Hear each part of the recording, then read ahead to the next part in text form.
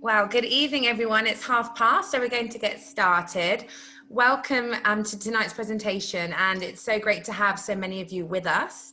My name is Kemi Wells, and I'm the Director of Business Development at North South Travel, for those of you who have not yet met.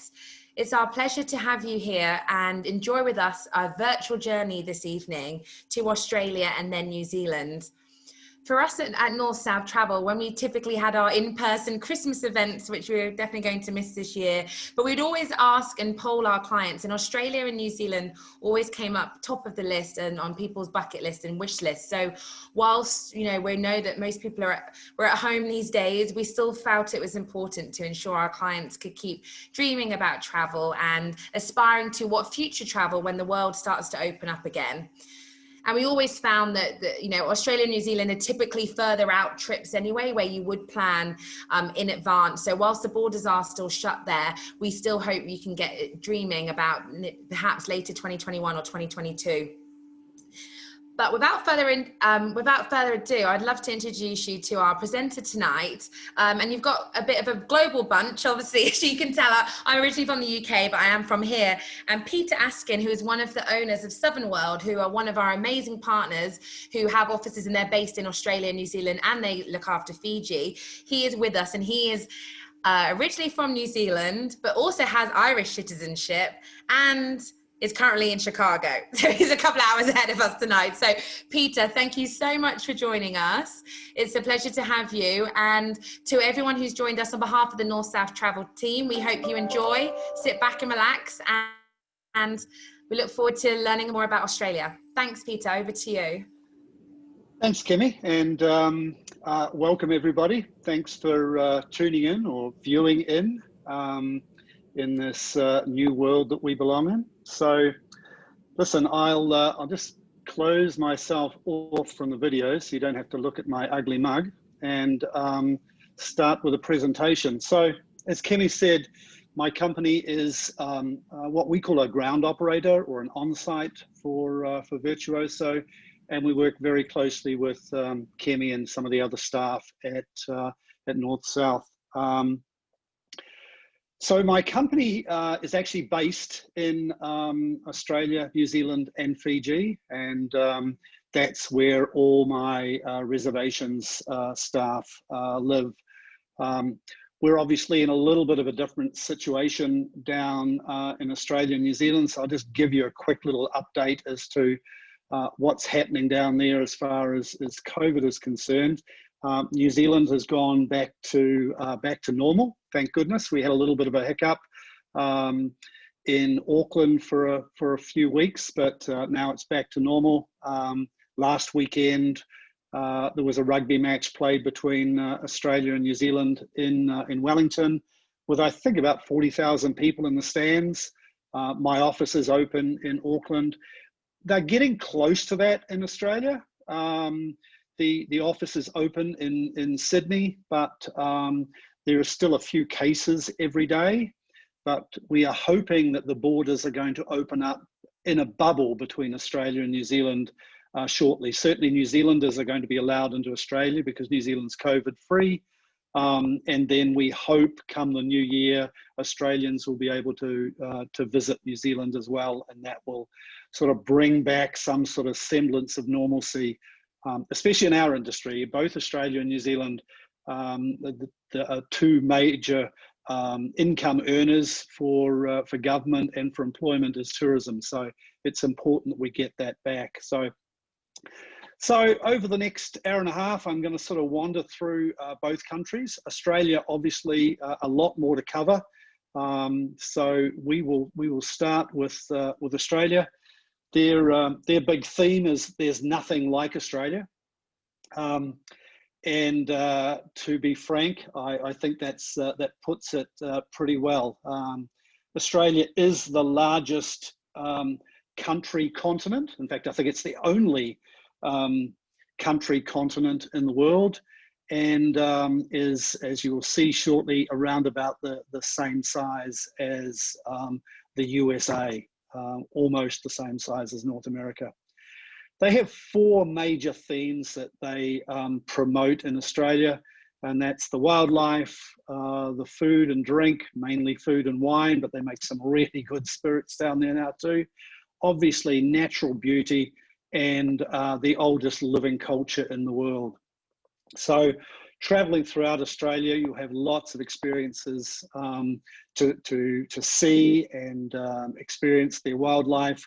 The natural beauty is just absolutely stunning. Some of the most gorgeous sandy white beaches you'll find anywhere in the world.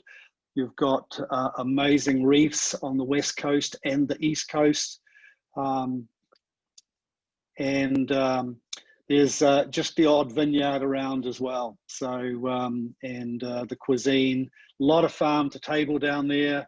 I'll talk about the cafe culture of various cities, and some stunning restaurants throughout the land. And then, of course, the Aboriginal culture, and you'll be able to experience that virtually in every state and territory, with the different variations. So there we go. That's sort of turned Australia upside down and inside out, and it just about is the same shape as the United States. And I guess if you put Canada on the top up there, not quite as big, but that gives you an idea of the size of the continent. Now, this obviously should have a few Vancouver flights, so we'll only worry about them, but there are flights out of Vancouver into Australia, and I'm presuming once we get through this pandemic, those will be back up and running with Air Canada, we'll have Qantas, Air New Zealand via New Zealand into Australia as well out of Vancouver. So there's a great map of Australia, and it shows the various territories and states. We're going to spend our time whipping around the country and giving you an idea of where to and when.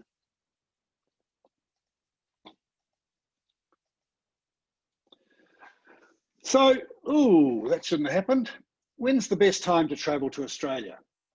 So really, a little bit like Canada, sort of any time. Obviously, we have different weather patterns.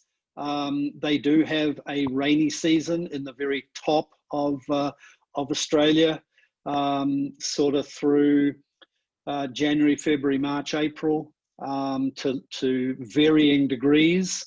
And it does get a little chilly down in the south and in Tasmania in the winter. But, you know, compared to me living in Chicago, if you've got relatives in Toronto, our winters are very mild in Australia compared to various parts of North America.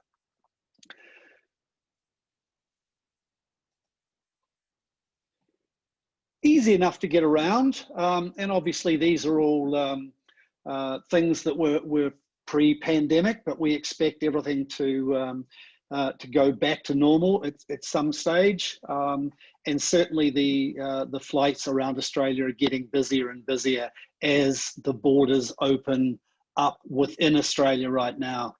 But if you were looking at going from say Sydney to Perth, that's pretty similar to flying from, say, Boston to Vancouver, a similar distance and flight time.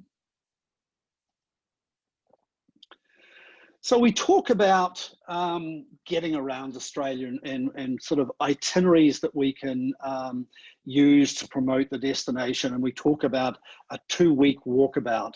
So it's a pretty simple country to get around. Notice that there is most of the touristy things are basically centered on the coastline, with a few things in the middle with Uluru and Alice Springs, and we'll talk about those destinations as we go via the states.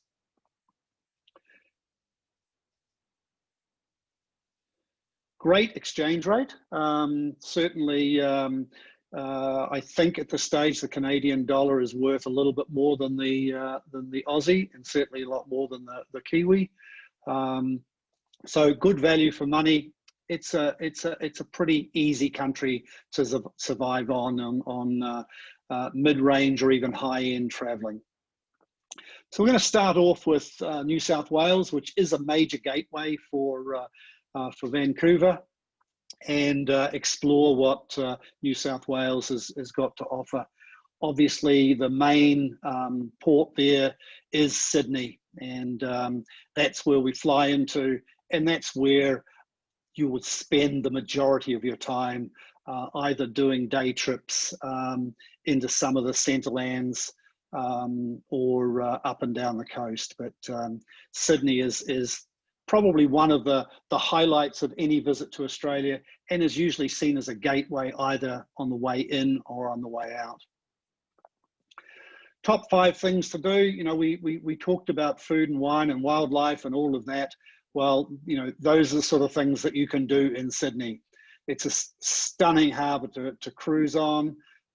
Even if you were doing a cruise between Australia and New Zealand, I would still recommend that you spend a day out on the harbour exploring on one of the many options.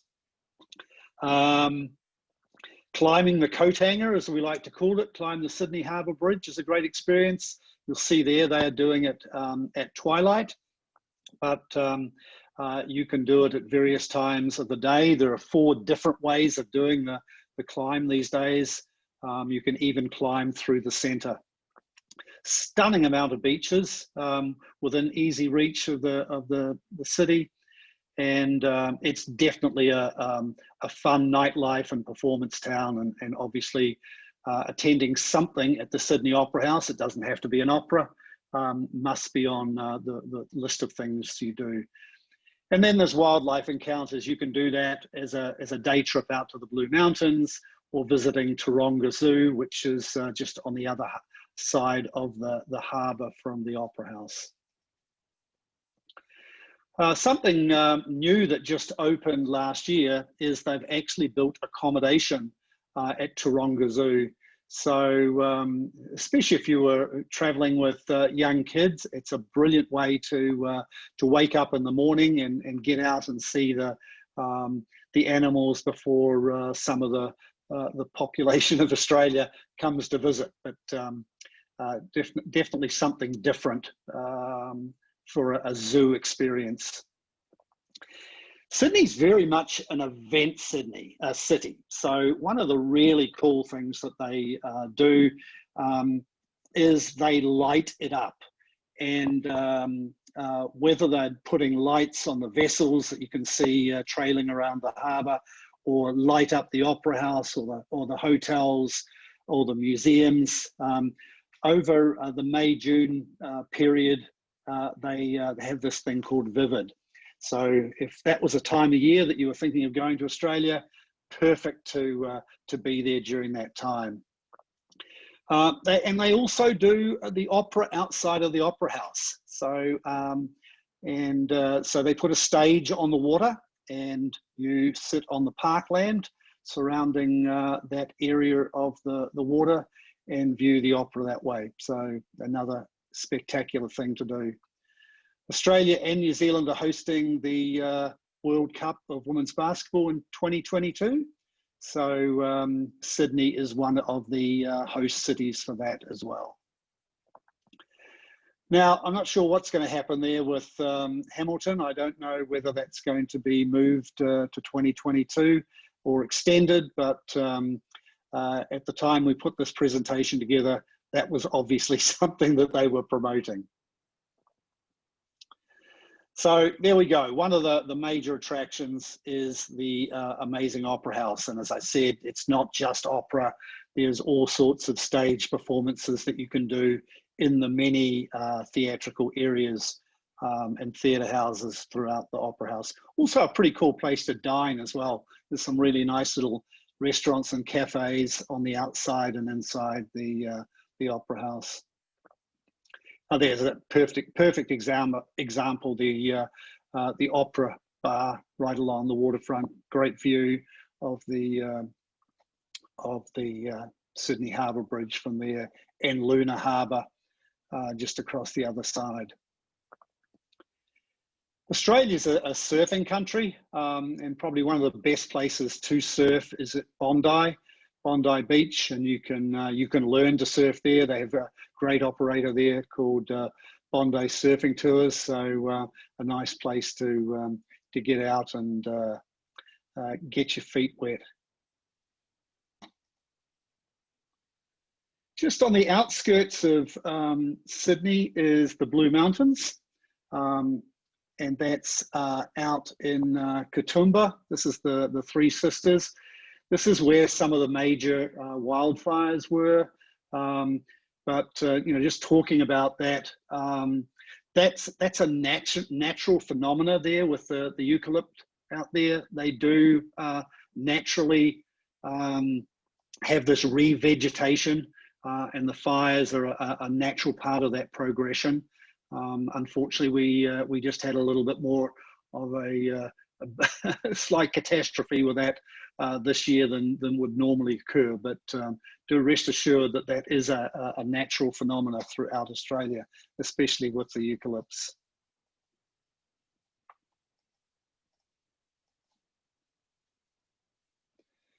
We go further out from the Blue Mountains, all the way out to Wolgan Valley. This is a luxury property they have out there, and one of the more spectacular places. It's a little bit like the Ngorongoro crater in Tanzania. The biggest difference is that instead of the African wildlife that you'd find in that crater, here you find thousands and thousands of wallabies and wallaroos and kangaroos and wombats. So to wake up in the morning and outside your villa are wombats and kangaroos, it's quite a spectacular thing to witness. Up the north coast of New South Wales, you find Byron Bay. That's a spectacular little village right on the Pacific Ocean, another great spot for surfing. And then out into the ocean, part of New South Wales, even though it's about, I think, a 2-hour flight east of Sydney, is Lord Howe Island, a stunning UNESCO Wildlife Heritage Site.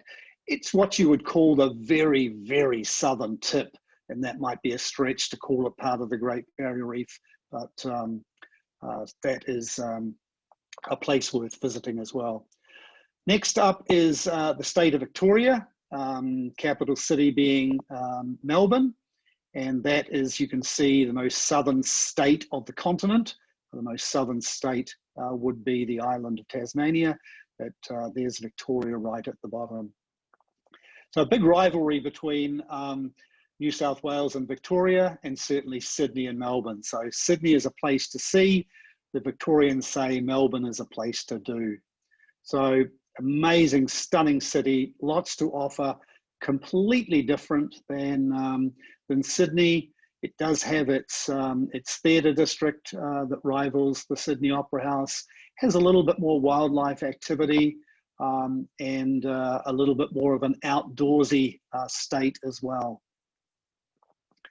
It's also a city known for its laneways and arcades and amazing street art. Melbourne has the highest number of cafes and restaurants of any city in the world per head of population. So it has an amazing coffee, cafe culture.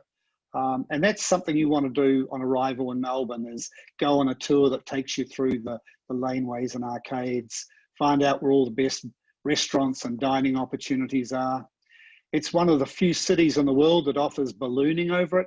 Great way to see the city, especially the sports complexes or the sporting compound that you can see right over the lady's head there. Because tennis is, Melbourne is the home for the Australian Open, the Australian Grand Prix, the Melbourne Cup as far as horse racing, cricket, Aussie rules football. There you can see there at the MCG, a stadium that was built for the Olympics in the 50s, holds about 107,000 people. Just a stunning sporting arena. Lots of things to do, to explore around the state of Victoria, lots of places to go. Head out to Ballarat to the old gold mining area, down to the Great Ocean Road, to see the 12 Apostles, although I think there's only 11 of those rock formations left, but they still call them the 12 Apostles. Opportunity to see wildlife out in the wild, kangaroos at Anglesey on the golf course there, and then out to the Yarra Valley, one of the prime wine growing areas of Australia. Out in that area is a great little wildlife preserve that you can go swim with a platypus. And then Victoria is also famous for Phillip Island, for these little fairy penguins that come in from the ocean in the evening or the early evening hours. So that's a wonderful little afternoon, evening trip from downtown Melbourne. So those are things that you can do on generally what would be normally for a tourist, a 3 or 4 day stay in the state of Victoria. From there, we head up to Queensland. So this is the home of the Great Barrier Reef, a place of stunning places on the ocean with their island resorts, but also amazing rainforest as well. There you can see the Great Barrier Reef. It stretches around about 1,500 miles. It's about 133,000 square miles in area. So it's an immense mass of reef. And I know it's had some bad press lately with some of the bleaching. But understand that that is just a tiny part of those 1,500 square miles.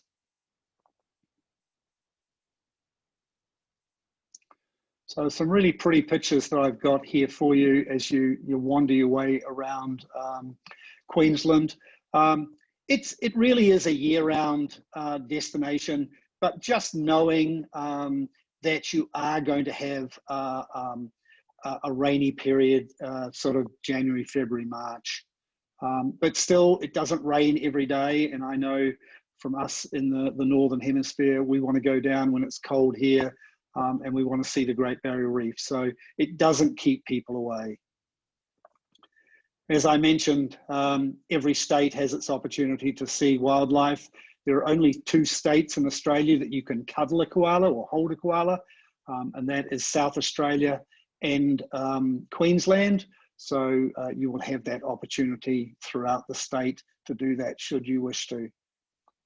So like the big 5, they have their great 8, the sea turtles, the whales, the sharks, clownfish, the clams, the rays, and the cod and grouper, and the huge Māori Rassi. It's just an amazingly big, that's not a manipulated photo, that's quite real.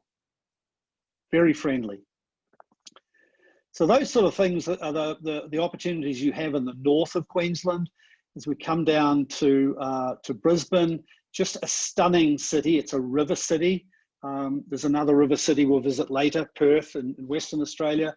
What I like about both of these cities is that they've almost been completely rebuilt. They've had immense money spent on them and reinvigorated and just billions and billions of dollars. So they're very clean and new and bright.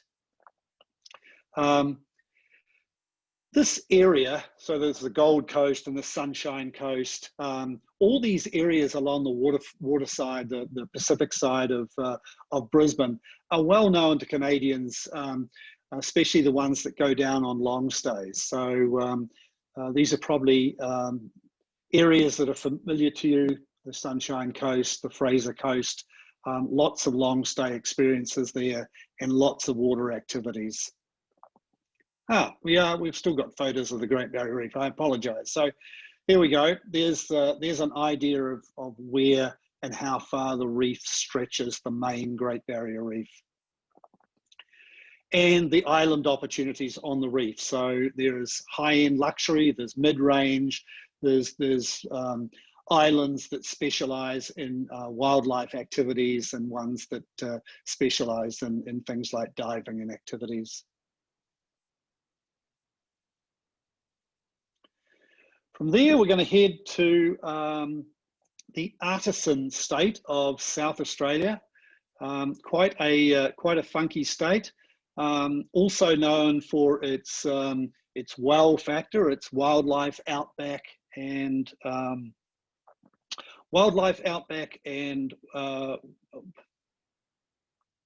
wine. Boy, oh boy, yeah, has an immense amount of vineyard areas in and around Adelaide. So there it is, the southern state in the centre of Australia, and there's the wow. A lot of the wildlife activities in Australia you'll find are aquatic, whether it's shark diving or swimming with sea lions. But there are also some great outback wildlife activities too that you can do on camping safaris or staying at outback sheep stations. Kangaroo Island is probably the most well-known part of South Australia, and became a little bit more famous, especially during the horrific fires of last year. It is about it's about the same size as Long Island in New York, if that sort of gives you an idea. Not very large, but it's just jam-packed full of wildlife from all the wildlife things that you'd expect to see in Australia. There's also the Eyre Peninsula, and that's where you do the sea lions and the shark dives. And then we have these outback experiences where the night sky, like some parts of New Zealand, is just truly remarkable. So this is where you can do your tenting safaris, your glamping, and possibly visit the amazing Coober Pedy. This is the opal mining capital of the world, where the majority of the people live underground because it is so hot. It even has an underground hotel. Some of the experiences that you can do with some of the operators that we work with there. It's a great tenting safari that we do. And some of the experiences that you can take part in, this is the Cube, which is a wine tasting at the Darrenberg vineyards, quite crazily built. And that sort of shows you exactly where you can head off to from South Australia. One of the things that I think, and there we go, I do have a slide of it. South Australia is sort of the epicenter of rail travel. Australia is a continent where you can travel north, south, and east, west across the continent. I think the only place in the world you can do that. So the Garn goes from Adelaide all the way up to Darwin in the north, up near Kakadu. And it's also the midway stop for the Indian Pacific train that goes from Sydney or Melbourne all the way across to Perth. So I know Canadians love rail travel. You've got some great rail journeys in Canada, equally as cool in Australia. And you know, I've heard Canadians say this to me. The great thing about doing travel on rail in Canada is you get to meet Canadians. Well, that's exactly the same thing in Australia. Australians love to ride these railway lines and enjoy interacting with tourists. So certainly make sure that's part of any trip you do down under. And that's a little stop at a halfway point between Adelaide and Alice Springs, where they light a little barbecue and have their dinner and drinks midway of the train.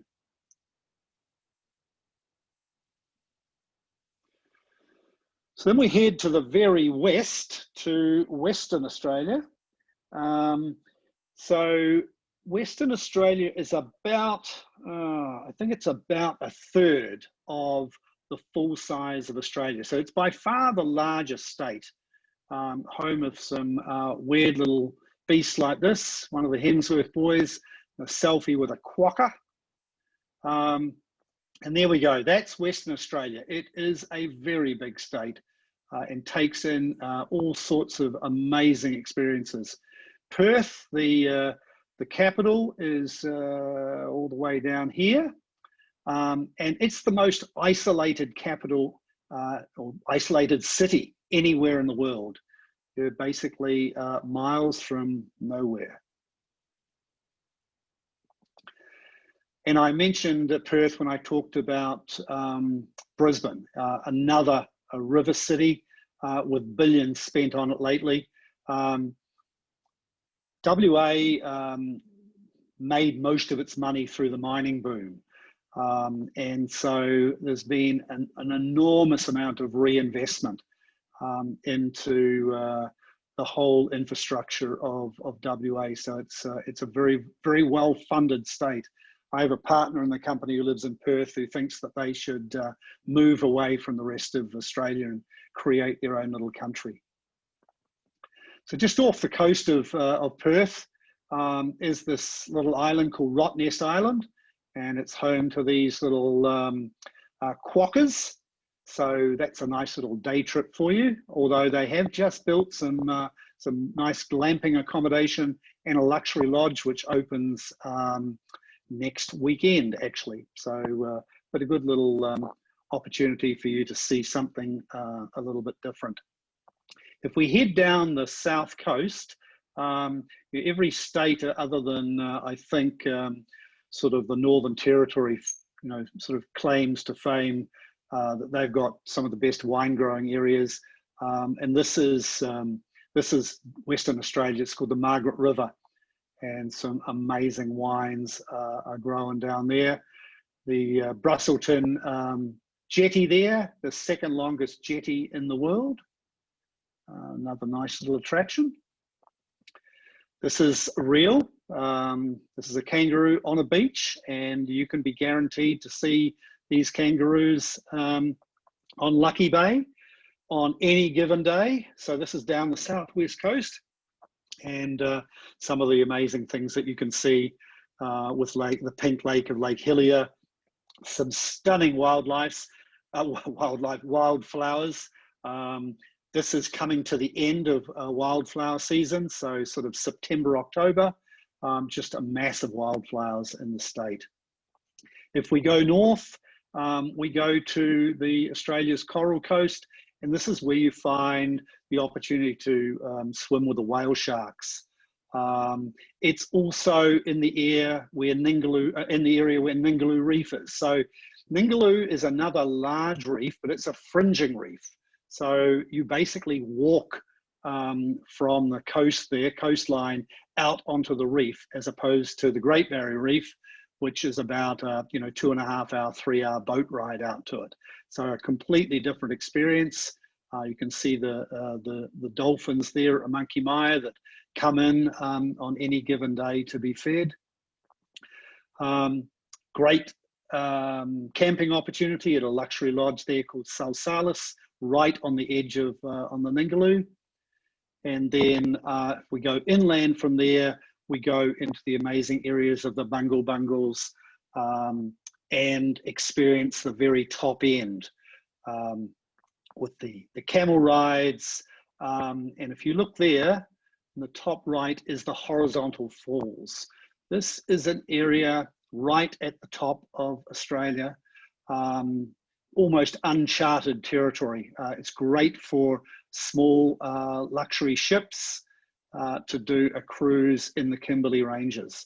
And they call them the Horizontal Falls because of the amount of water and the incoming and outgoing tide almost happening simultaneously. It's quite an amazing experience. So we sell quite a lot of these Kimberley expedition cruising opportunities. So talk to any of the North South staff about that as as a small ship cruise opportunity. So last but not least, because we've got Tasmania after this, we're going to talk about the Northern Territory. And this is where you would start in one direction, one of the Kimberley cruises, and head down over to Broome, which would be around about there. So Northern Territory's more well known for its rock formations in the very red centre, with both Uluru and the name of the other one escapes me, but I'm sure I've got it written down here somewhere. But it's also obviously incredibly important to Australians for its Aboriginal culture. So Uluru is a sacred rock to the Aboriginals. You can no longer climb it. It's a stunning place to see the night sky. So we dine under the stars there, and then an astronomer will come out and point to the stars. That's a great opportunity for you. At Ayers Rock, there is also a light installation called the Field of Lights. Covers about 4 football fields, I believe. And these are little fluorescent lights that light up at night, and under the night sky, especially with Uluru behind, is just a stunning experience. Home to one of the most luxury lodges of all within Australia, and that's Longitude 131, these tents that have this uninterrupted view of Uluru there in the distance. If we head further north, we head up to Kakadu, and this is an area that during the rainy season floods like the Okavango Delta. So definitely a place that you visit sort of April through to sort of October, November. Amazing wildlife, a tremendous amount of bird life, and obviously with all that water, a lot of crocs. Some great accommodations up there with luxury lodges like Bamaru Plains, but there are also more moderate price places as well.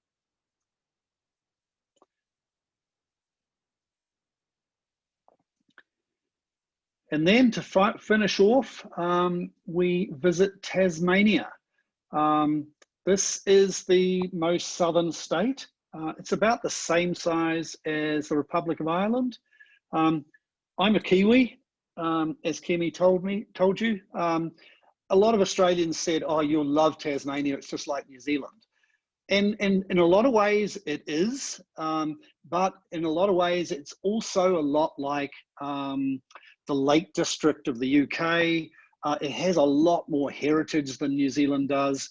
It's obviously, you may or may not know, was the one of the major areas of Australia for the penal colonies. So a lot of the bridges, the arch bridges, are like you'd see in the middle of the UK. So just a beautiful country. It does have a lot of similarities with New Zealand, with fly fishing and outdoors and trekking, walking, hiking, and great food and wine. But it's definitely its own destination. You can get to it pretty simply from most cities in Australia. Obviously, closest to Melbourne. It's a great self-drive destination, not unlike Ireland or Scotland or New Zealand or England.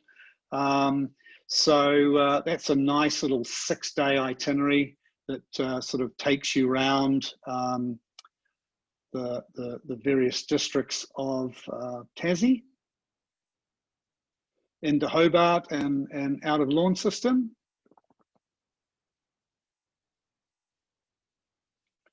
It's also home to some interesting wildlife. Up until a few weeks ago, you could only find Tasmanian devils in the wild in Tasmania. They'd become extinct on the mainland. but they have been reintroduced into an area of New South Wales. But they are an endangered species. They've got some sort of facial fungal cancer that they're trying to eradicate. Quite amazing little creature. They're called the devil, and that's not their real name, but they're known as the Tasmanian devil because they let off a real huge high-pitched scream. And if you can imagine these, the prisoners that were brought in from the UK being housed in these jails, and in the middle of the night hearing this screaming, and they believed it was the devil. So that's why it's known as the Tasmanian devil. The lovable wombat, and the pretty incredible platypus. So that would be kind of the roundup of the definite wildlife that you'll see in Tassie. I mentioned farm to table. There's it's just great cuisine all around the state, and some wonderful vineyards as well. They also have a really unbelievable museum called Mona. There is a very, very wealthy gambling Australian who is now banned from gambling around the world. He made his money with the art of internet gambling. And with the millions that he made, he came back to Tasmania and built this limestone museum. Some of it's below ground, above ground, and it has really weird art. I could go into it, but some of it's rather shocking, but you might want to look up and find out what exactly goes on in Mona. But quite a good visit from downtown Hobart. Has a great brewery and vineyard on the island as well. Amongst some of the really cool walks and treks is the Wookalina Walk. It's an Aboriginal owned and run, I think it's a 3-night, 4-day walking tour. This is the Port Arthur historic site. This was the main penal colony that was built. So you can see it does remind you of old England or the UK. I talked about some of the walking tours. Some of them are along the foreshores of Tasmania, and some of them are in the centre of the mainland. And there's some other experiences that you can take. Great mountain biking, some unbelievable fly fishing, some of the best fly fishing in the world, and some of the best golfing. This is Barnbougle Dunes, and there's another farm course right next door called Lost Farm. Some stunning golf courses. There's 4 of the top 20 golf courses in Australia are in Tasmania.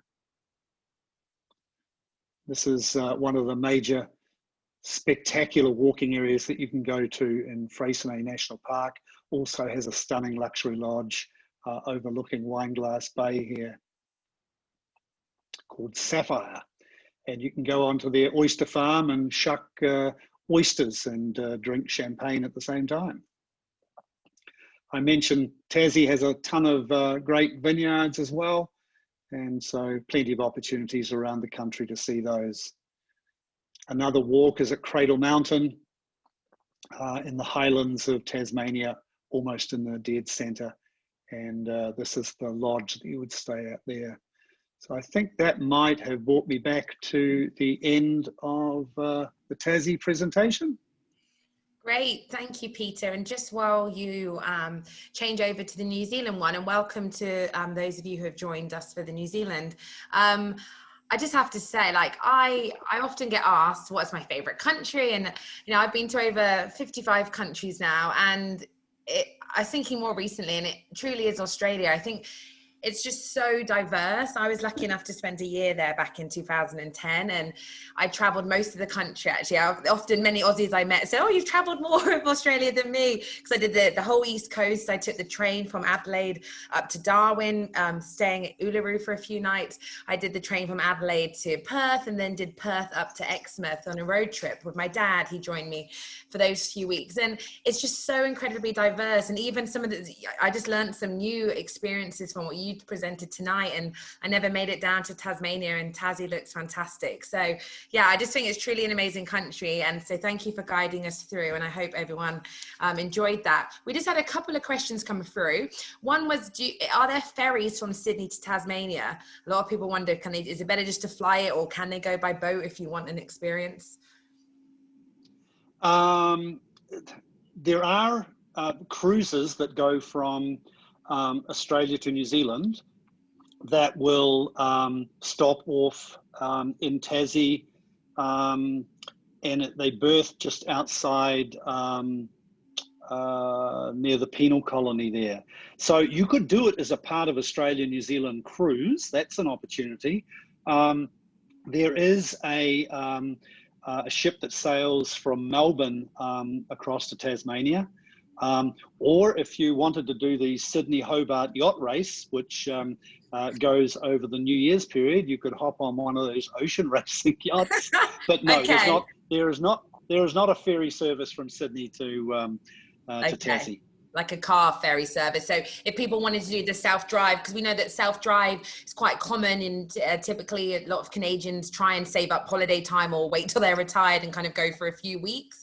So if people wanted to go to Tasmania, would we normally fly them across, and then they either have a driver or they just pick up the hire car once they land in Tasmania? It's probably easier then, the best way. Yeah, look.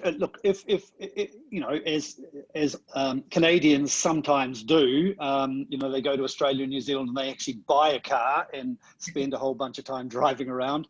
Then you could take it on a ferry from Melbourne down, but it's just easier to rent the car in Tassie.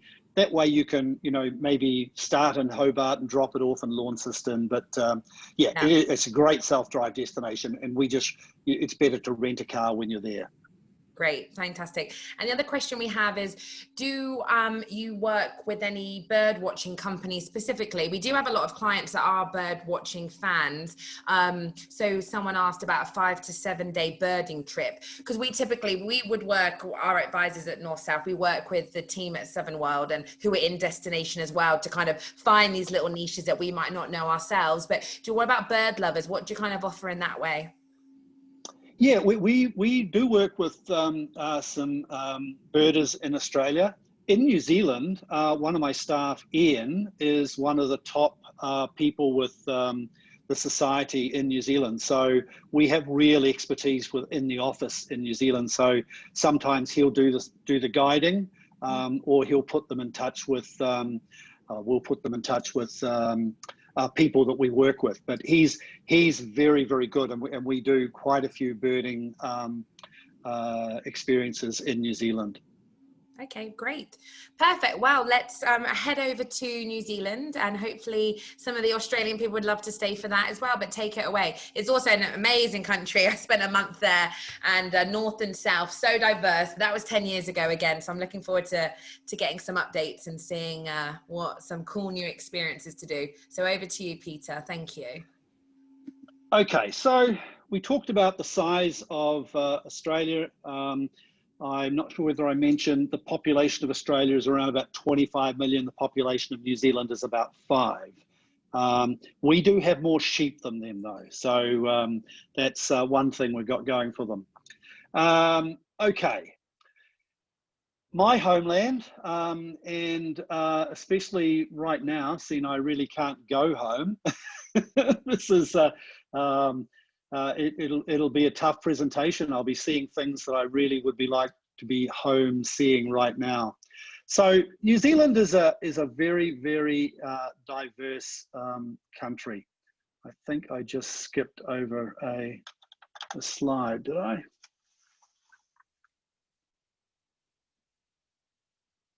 Yeah, there we go. So why New Zealand? it's probably a destination that offers more per square mile than any country in the world. It's just got so much to offer with its breathtaking scenery, its warm and friendly people, and it's a small and easy country to get around. It has diverse lodges, landscapes, accommodations. It's got a diversity of population. One of the cool things I always enjoyed when we go to Queenstown, it's because I mentioned that New Zealand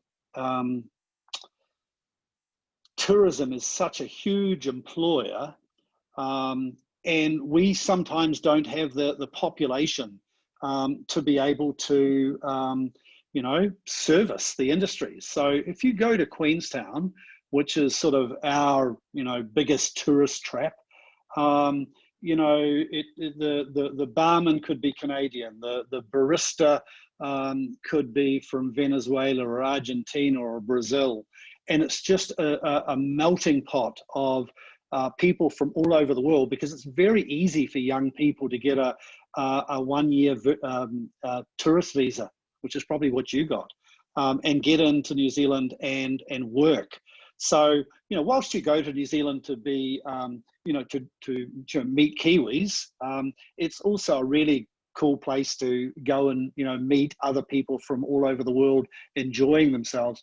In fact, many of our staff in both Australia and New Zealand came to our countries on work visas and loved the country and stayed and got into tourism and now work for us. So anyway, I digress there. So we do have, embracing people, not just a Māori culture, but us Pākehās as well. We feel we're a very warm and friendly people. We feel we've got a wonderful natural playground that you can drive literally miles from a city to get to, rather than going on big road trips. And it's reasonably easy to get to. So we have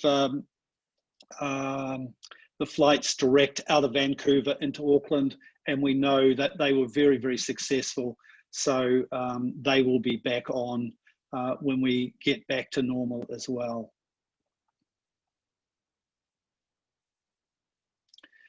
Easy country to get around, 2 hours from Auckland to Queenstown. So that means when you leave Canada, here's the weird thing: when you leave Vancouver, you leave in the evening and you arrive in Auckland 2 days later. So if you leave on the 24th of December, you miss out on Christmas Day because you arrive on the 26th.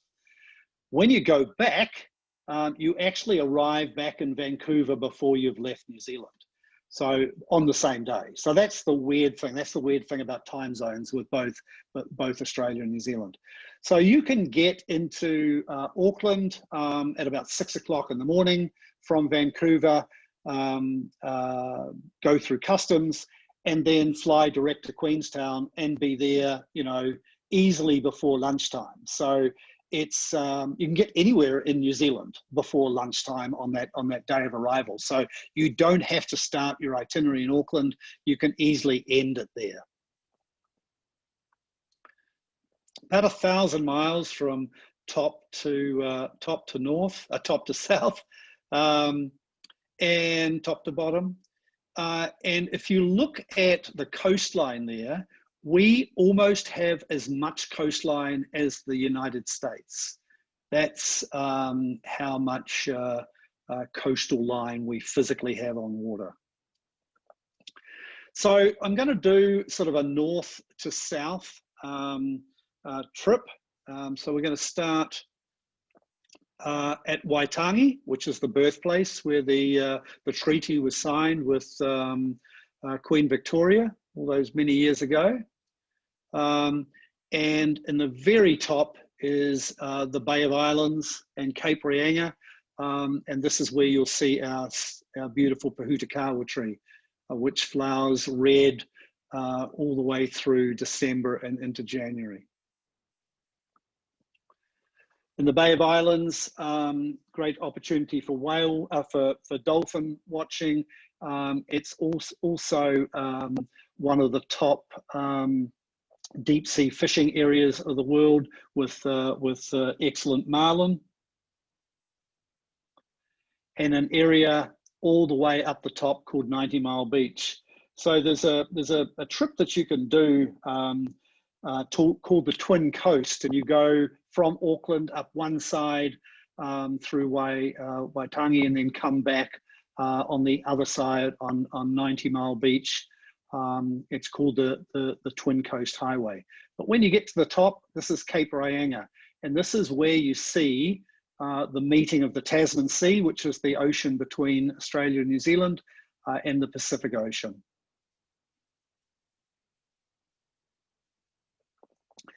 It's also the home of Kauri Cliffs up in the Tauri Bay.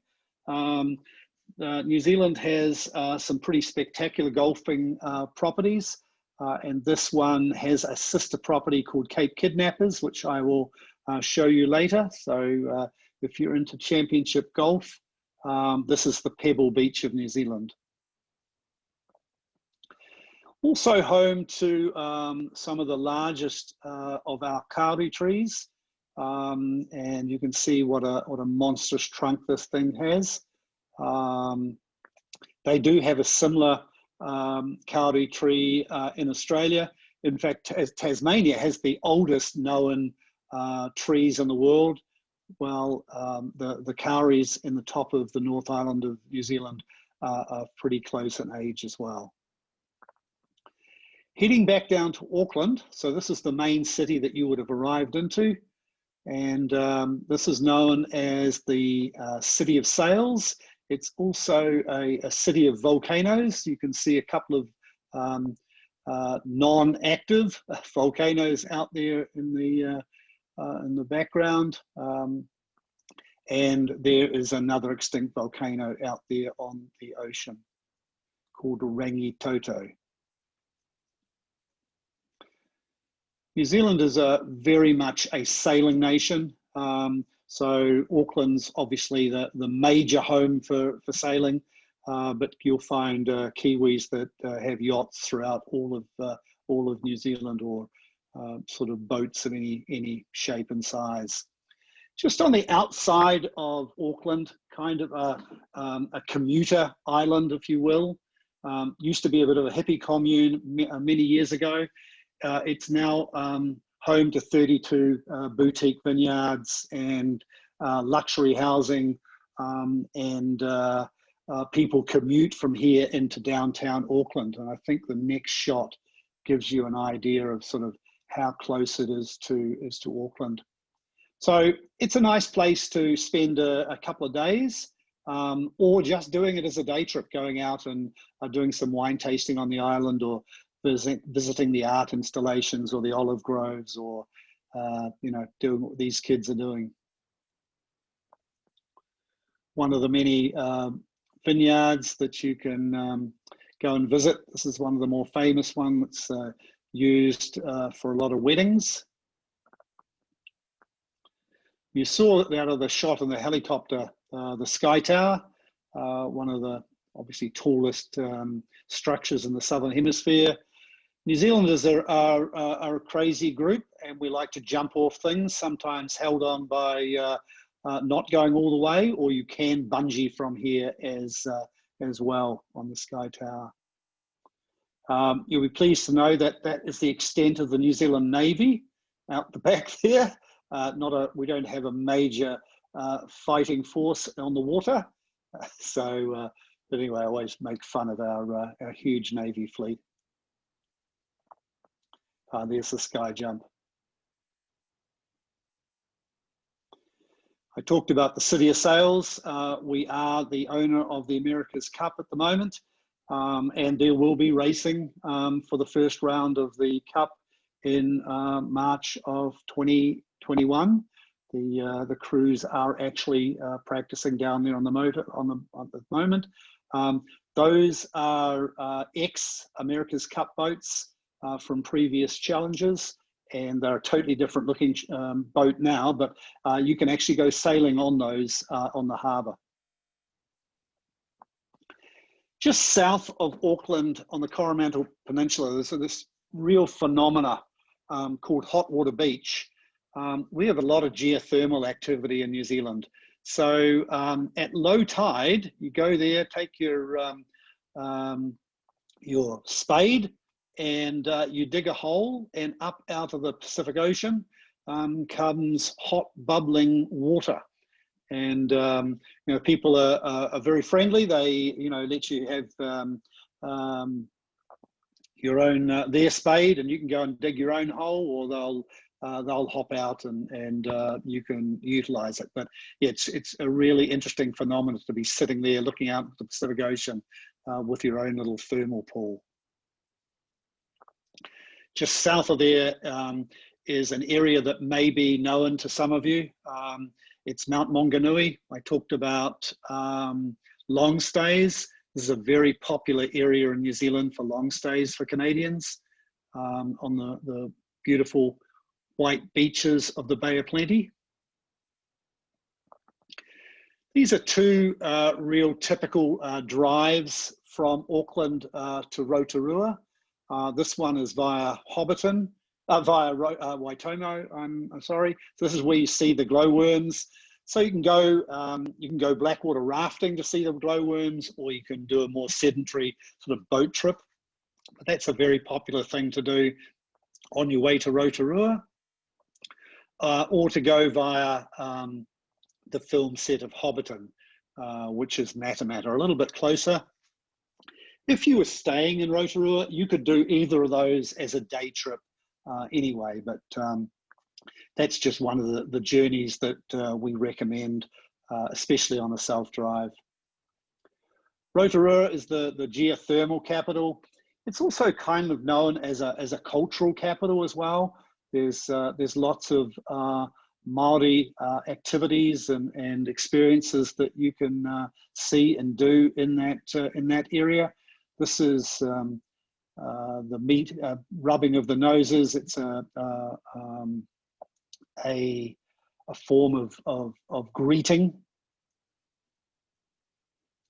I talked about the fly fishing that you have in Tassie. There are some great opportunities up and down New Zealand, in and around Taupo or Rotorua, which is in the centre of the North Island.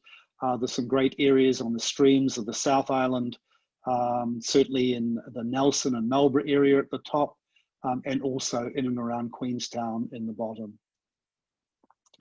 Rotorua is trying to take over from Queenstown. It never will, but it certainly has lots of opportunities for weird adventure activities with zip lining. The Ogos, which are these big plastic bubbles full of water with an area for you to be inside, and you go rolling down the hill. Great whitewater rafting, and then some amazing world-class mountain biking tracks in and around Rotorua as well. It's also home of Rainbow Springs, which is the largest Kiwi conservation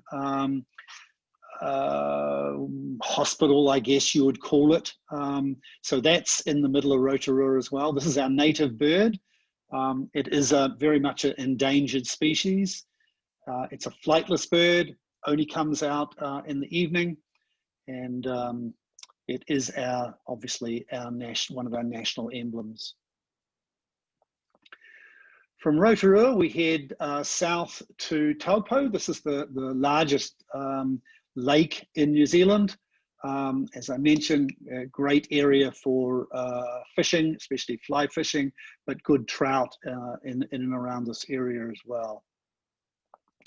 It's near Hooker Falls. You'll have several opportunities within New Zealand to do jet boating. Of course, the jet boat was just first made in New Zealand by Mr. Hamilton. He developed the jet boat, so that's an opportunity for you to do it on the Hooker River.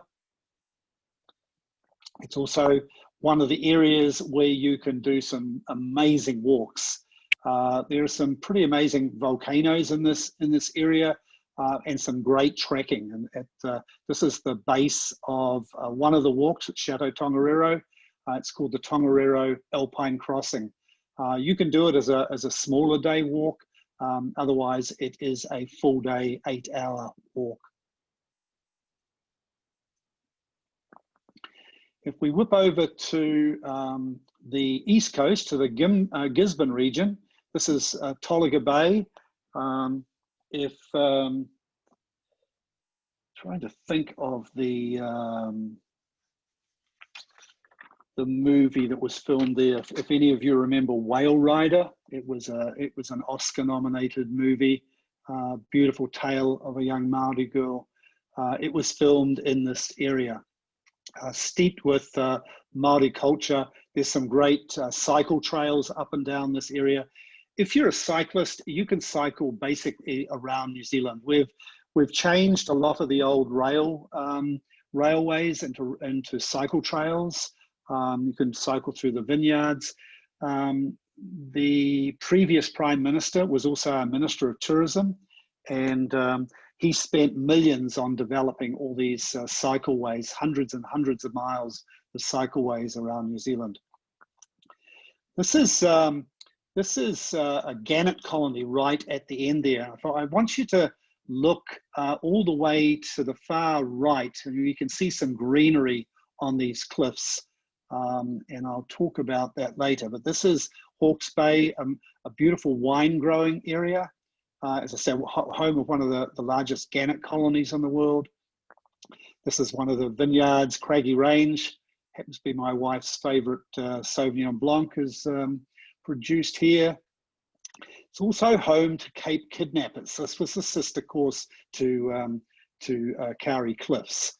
And this is where I was pointing to, where the golf course is. It's a luxury lodge called Cape Kidnappers, and this is Kauri Cliffs on steroids. It is just an absolutely amazing golf course. So, like Australia, we have bunches of areas of New Zealand that are famous for their wine growing areas. This is the start of the Hawke's Bay to Wellington wine trail, and it goes through Martinborough, which is this area in between Hawke's Bay and Wairarapa as you come into Wellington. Wellington is at the very southern end of the North Island. We call it the coolest little capital of the world. It's sort of like a mini Melbourne. It does have the same sort of coffee culture, great bars and restaurants. It also has some interesting things to see and do there. It's where our Houses of Parliament are. But it's also the home of Weta Workshop, which is where the masterminds of Lord of the Rings, Avatar, all the movies that have been made in New Zealand over the years have come out of this workshop. So you can do a tour of the workshop. It's quite an enthralling thing to do. I think it's one of New Zealand's greatest attractions. We also have a national museum, which is very much an interactive museum, definitely worth visiting. And within the museum, here it is, there is an exhibition on Gallipoli. And all of these lifelike statues, or whatever you call them, were made at Weta Workshop. And it talks about Gallipoli and the war that the Aussies and Kiwis went to at the beginning of the First World War. Just south of Wellington is a stunning lodge called Wharikoho, and I had to throw that photo in purely because it reminds me of my homeland and some of my very close relatives.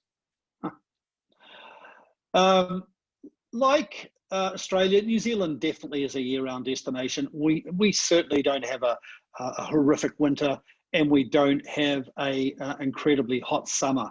So even even in the winter, you can see that you know, Queenstown still has temperatures above freezing as a skiing destination.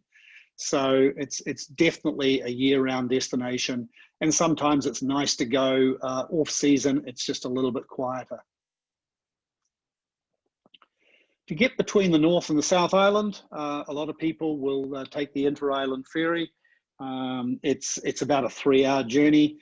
In the old days, you used to take your rental car on and get off on the other side. Nowadays, what we see more and more people do is you unpack your rental car and you get on the Inter-Island and you get yourself a new rental car on the other side, or motorhome, as the case may be.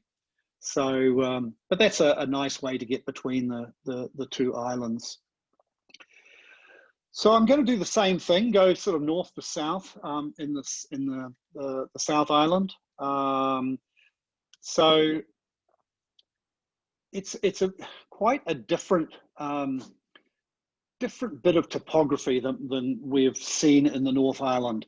Through the center of the South Island are these Southern Alps that you can see here. So it's an alpine range all the way down to here.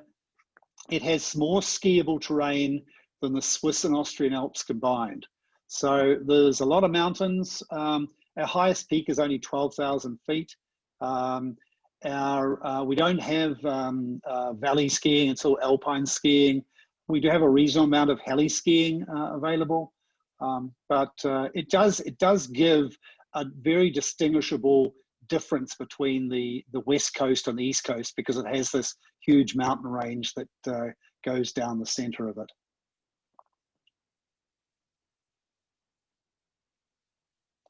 Definitely less populated than the North Island. Auckland itself almost has a third of the population of New Zealand in it, or the Greater Auckland. I mentioned the cycle trails. There are a ton of them in the Melbourne region. You might be familiar with the Melbourne region because it's famous for its Sauvignon Blanc, but there's also other things to do there with trekking on the Marlborough Sounds, and doing some exploring in that area. We can hop over to the other side of the coast to the Abel Tasman National Park. There's some stunning hiking and kayaking. You can do 1, 2, 3, and 4 day hikes on the Abel Tasman. If we're coming back down all the way to Christchurch, rather than driving, you can take this Coastal Pacific train right on the ocean's edge down to Kaikoura, which is where, if you remember a few years ago, the major earthquake that we had that has been completely rebuilt. It's just north of Christchurch. You can swim with the Hector dolphins, go kayaking out there, or go out and do the whale watching, which is a year-round activity.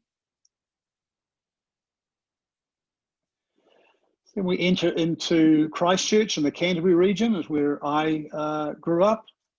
And that particular shop there is at the Hermitage, which is under the shadow of Mount Cook, which is New Zealand's highest peak at just over 12,000 feet.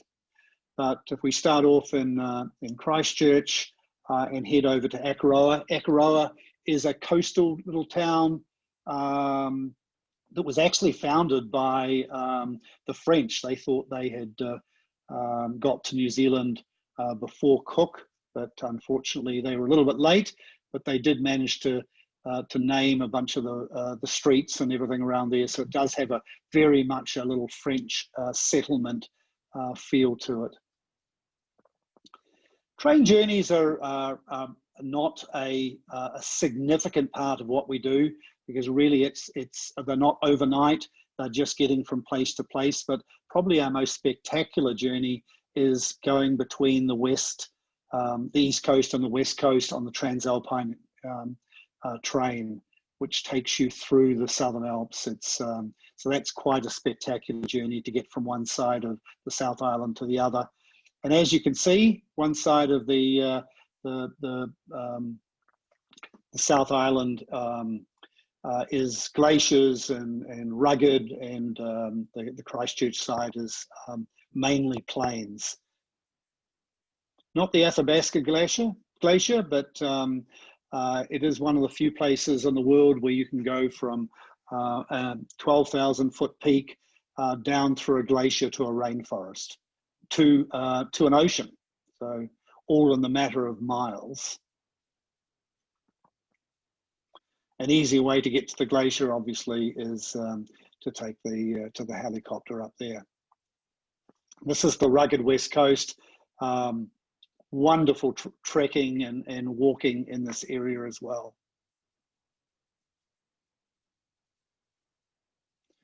From there, we head down to the Southern Lakes. So this is where we're entering into the Queenstown area. Notice the color of the lakes. They're all glacier fed. So it's almost like the color you see of the ocean in Tahiti. It's just a beautiful bluey green.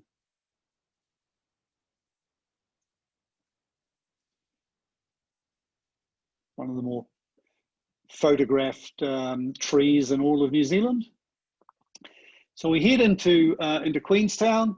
It's known as the adventure capital or the adrenaline capital of the world, but it's got lots of leisurely activities as well. There's plenty of golf courses. There's some really nice little areas we can go gold panning. Nice little craft stores and wool stores. You have things like jet boating. You can see the remarkable ranges there in front of you. In the winter months, that's where a lot of the skiing takes place on those mountain ranges. And a view from up on Bob's Peak. It's one of the many bungee opportunities that are available for you. That one is you're harnessed around your waist, and the next one you see here, you're harnessed around your ankles. On this one here, you're jumping off a bridge. They weigh you. They can you can actually get your head dunked or end up completely dry. That's up to you.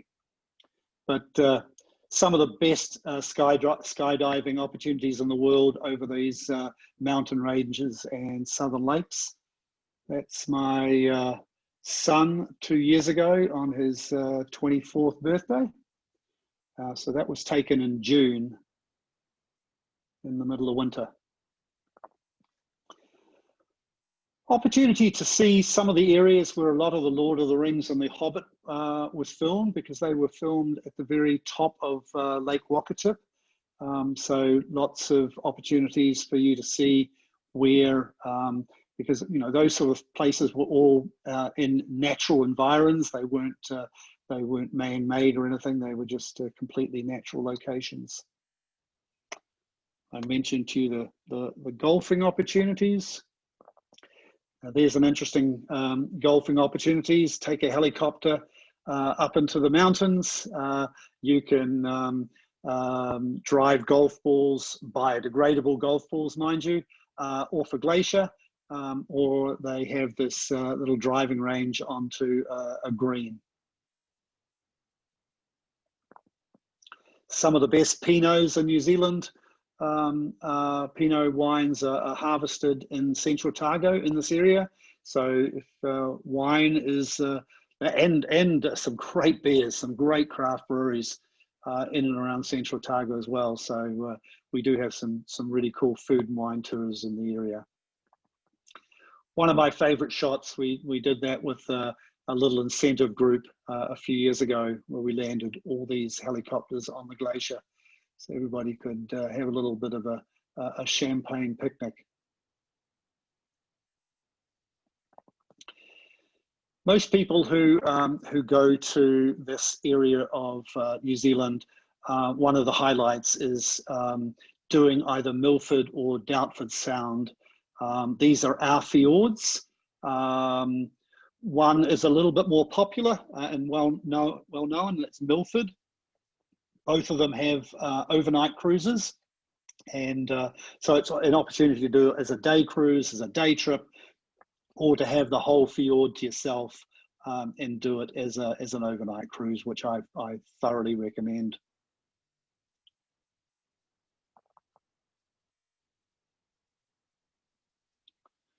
One of the last stops on our little tiki tour around New Zealand is Dunedin.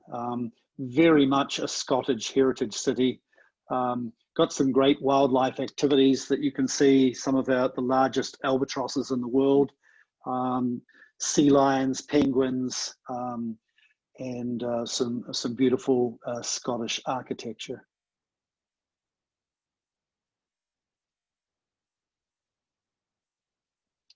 Some of our little blue penguins that we have on that coastline in that region. And then as we come back up through the east coast, we head onto the other side of those glaciers that we saw with the helicopter to Mount Cook, and head through to Lake Tekapo. Now, I mention this specifically because we briefly talked about dark sky experiences in Australia. This is quite a remarkable one. So this is at Mount John Observatory, and it's overlooking the Lake Tekapo and the Southern Alps behind it. But this used to be an American secret spy tracking station. So I'm not sure if I'm saying that the right way. Doesn't sound right. But anyway, the US government had it under lease for 50 years. When that lease expired, they gave it back to the New Zealand government with all the satellite equipment intact, and it was then deeded to the University of Canterbury, the University of Texas, and a Japanese university. And they teamed up to make it a night sky. And the little township of Tekapo, which sits directly below them, kept all the street lights. So there is absolutely no unnatural light anywhere. So you go up there in the evening and track the night sky. It's just a stunning experience. My sister actually lives in Lake Tekapo, so this used to be where we would drive from my little hometown for weekends. So I'm very familiar with it, and just quite a spectacular part of New Zealand. And that really kind of encapsulates New Zealand in one. You've got everybody's outdoor and doing various activities, and you know, at every juncture there's blue sky and really cool scenery. So in a nutshell, your journey awaits. That's New Zealand. Great. Thank you, Peter. It truly is just such a magnificent country. And obviously I was backpacking when I went 10 years ago, so I didn't get to do some of the really special experiences you're talking about. But the scenery nonetheless, you know, is just absolutely outstanding. And I'll never forget how dramatic it was. And what I love about New Zealand is it's so well renowned as being a venture destination. You know, I did my first skydive there in Lake Taupo, and then ended up doing a second one at Franz Josef. Alvin, who's with us tonight, one of our corporate team members, he went to New Zealand last year, and he was doing all different crazy activities. But it's not just that, you know, if you're more soft adventure or into the culinary and the wine, there's that whole other side of it. So I just think it's such a great country because it's got such extremes and just fascinating scenery. So thank you for sharing the journey and your passion about your home country. You're welcome. We had one question, which is a very typical one, and obviously it comes up a lot for us as travel advisors looking after our clients. If someone wants to see Australia and New Zealand, how much time do you think is the minimum to get a sense of both countries, which I know this is kind of is one of those, you probably get asked that a lot as well, and it's difficult. And I know more with the, you know, the US market, sometimes they're trying to, oh, I've got 10 days, I want to see Australia and New Zealand. It's like, forget it, you need to focus on one, and then just one area of one. But in terms of individually, perhaps Australia first and then New Zealand, perhaps talk about some ways you can divide down the time, or what you would suggest to kind of get a good feel of the countries. Yeah, and look, honestly, in my experience, Canadians generally don't do both countries together. Canadians do New Zealand as one and Australia as one, or on several journeys. Years ago, the Tourism Australia promoted Australia. The way to see it was to do it in bite-sized pieces. And, you know, the analogy is, you don't go to Europe and do, you know, Greece and France and Scandinavia and, you know, Italy all in one journey. You know, you might do, you know, Austria and Germany together. You might do France and Switzerland, or Italy and Spain, or whatever. But, you know, I'm not a European specialist, but I certainly know enough to know that a traveller doesn't do that. Although I might say, unless you're a Kiwi or an Aussie, and, you know, you're doing it in 6 months. So that's, and because Australia has those different weather patterns, you know, you can take out and do, you know, New South Wales and South Australia and Victoria in one, or do South Australia, Victoria and Tasmania as an itinerary, or do, you know, Sydney, Rock and Reef, which is a pretty typical itinerary. But it really, really depends. And, you know, as you know, what we do is customize, and it depends how much time the person's got. If they've got 3 weeks, you can do a fair amount in Australia in 3 weeks. You can do a lot in New Zealand in 3 weeks. And you can do a pretty serious look at New Zealand in 2 weeks. But I think it's wasted to do dual destinations, especially in the Canadian market. I think because generally Canadians head down under more than once. You know, there's an affinity with Australia and New Zealand, and but look, hey, it can be done, as you just said. You know, we do that for the American market all the time.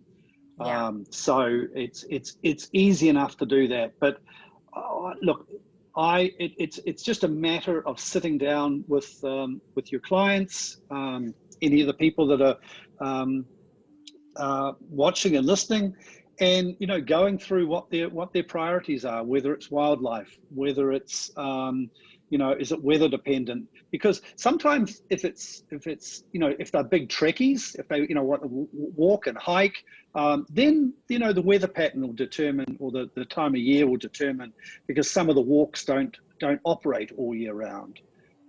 Or if they're big fly fishermen or deep sea fishermen, you know, it's going to depend on seasonality. So that probably hasn't answered your question, but no, it's a difficult one, and I think you're right. And I think we're so fortunate in Vancouver. We were so excited the past year or two when Air Canada launched. So we have the direct flights from Vancouver to Brisbane, Melbourne, Sydney, and then obviously we have Auckland direct. So yes, it's a far journey, but you can just get on that plane at night, you know, try and sleep if you can, have a few more hours and kind of be in destination. So I definitely understand about trying to break it up, because when I think back to even when I traveled it, you know, my dad came, he lives in Germany, he came to meet me in Perth, and we had probably 16 days together, and we did WA up to Exmouth. And then another friend joined me in Darwin, and we did a few days Darwin, and then flew to Cairns, and then did a road trip down. So that we kind of sectioned it into 2 weeks or 3 weeks to try and do it all. So I think, yeah, the best thing is there's no straight answer, but at least working with your travel advisor, you can kind of identify what time you do have and what you do want to see the most, and then we can just tailor a trip to you and hope it's not the last time that you would go back. Right. Look, and the cool thing is working with us. There's basically not a trip we haven't designed. You know, whether it's for Europeans or Canadians or Americans or Kiwis going to Australia. My sister and her husband did a journey. They flew to Adelaide. They did a few nights over on Kangaroo Island, and then they took the Garn all the way up to Darwin, picked up a four-wheel drive camper van, and drove all the way down to Perth. And stopped along the way at Broome and Exmouth and Ningaloo and all those places, and had an absolute blast. So it depends your time and what you want to see and do, and there's nothing we can't design for anybody's wishes. Yeah, absolutely. Fantastic. Well, thank you. It's been great to see so many stay for both presentations. Peter, I'd like to thank you again for your time and working later in the evening to join us from Chicago. And to everyone. Oh, thank you so much. It's been a real pleasure to have you, and I hope everyone enjoyed that tonight. And again, on behalf of the entire team at North South Travel, we thank you for staying connected with us and still dreaming about travel, and we'll be here whenever you are ready. We do have a next event on Tuesday at noon where we will be transporting you to Africa. So hopefully you can sign up for that if you haven't already. And Peter, we look forward to working together with you more when the borders reopen and getting our clients on some amazing, amazing trips. So wishing you all the best. Thank you. Take care. Thank you. And thanks to everyone out there, and take care. Thank you, Peter. Okay. Bye. Bye.